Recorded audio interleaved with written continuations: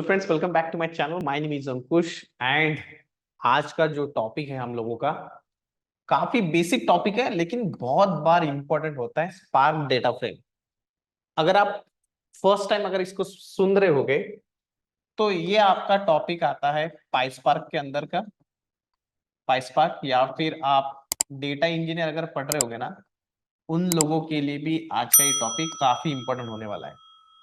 तो data frame होता क्या है? Let us try to understand about data frame.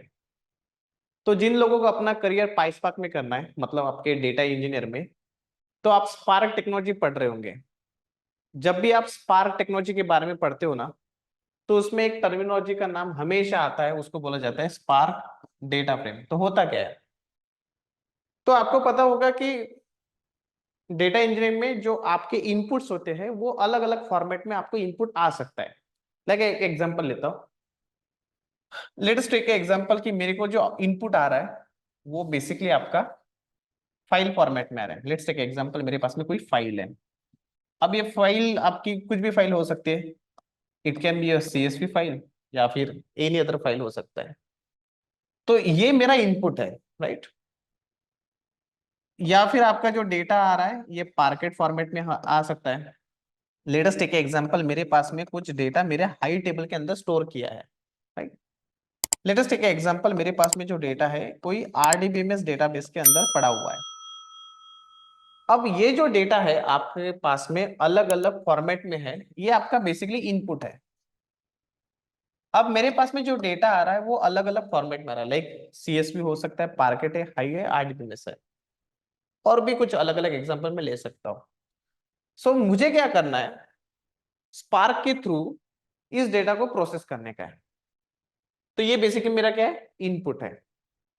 अब ये जो इनपुट है, हम लोग क्या करेंगे? ये सारे इनपुट को हम स्टोर करेंगे स्पार्क डेटा फ्रेम के अंदर। कहां पे?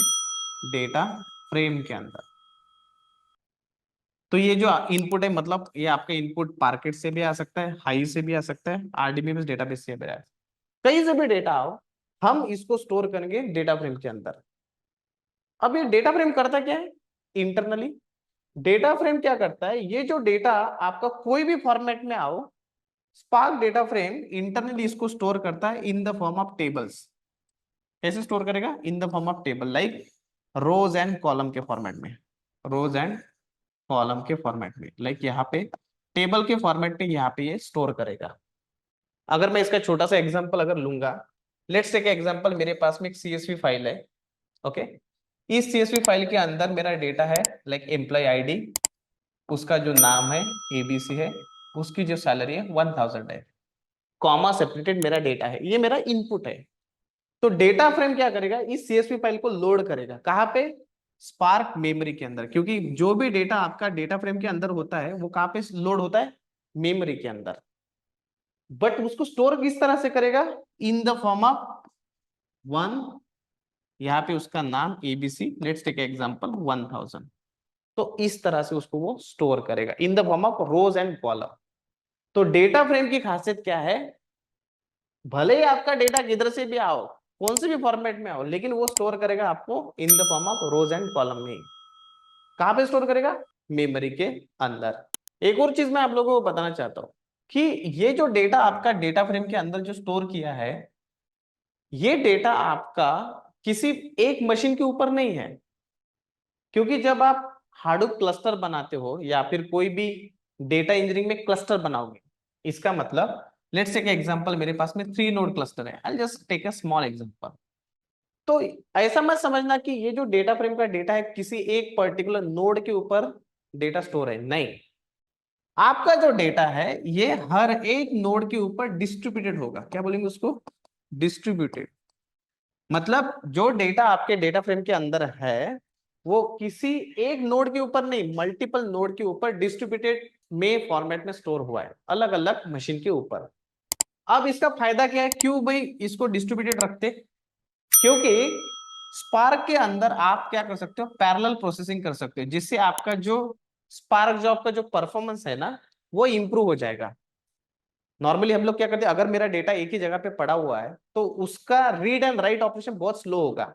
अगर मैं उस डेटा को मल्टीपल नोड पे डालूंगा which is a distributed format, तो आप उसके ऊपर पैरेलल प्रोसेसिंग कर सकते हो। इसीलिए स्पार्क का जो परफॉर्मेंस है ना, it is much better when you compare it to the other technologies.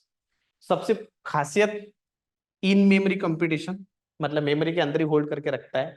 And जो भी डेटा है वो कहाँ पे होगा, अलग अलग डिस्ट्रीब्यूटेड फॉर्मेट में होगा। ओके, अगर आपको ये वीडियो अच्छा लगा and if you guys are thinking about to start your career into the data engineering, you can reach out to the Learnomate team.